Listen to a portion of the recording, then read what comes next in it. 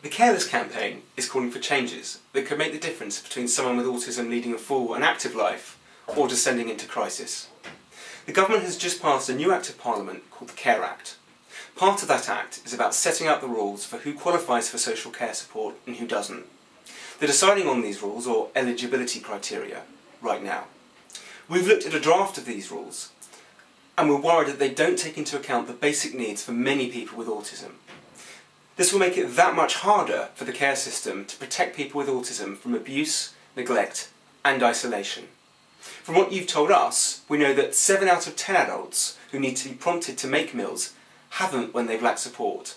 49% of adults have been abused by someone they thought of as a friend, and 41% of adults with autism told us that they often feel lonely. That's in comparison to 11% of the general population. But under the new proposals, if you need verbal prompting to eat, get washed, or to leave the house, help to form relationships, or stay safe from abuse, you'll not be eligible for support. We think that's wrong, and if you need that support, you should get it. We think that these very real and urgent needs of adults with autism should be reflected in the decisions that are made about whether or not they get that support. We think the government should be doing more to protect vulnerable adults with autism from abuse, neglect and loneliness. To make these changes, we need the Care Minister, Norman Lamb, to hear that message loud and clear from as many of you as possible. And we've made it easy for you.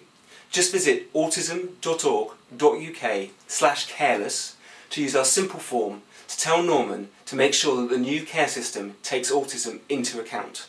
Help us make these changes and get people the support they need.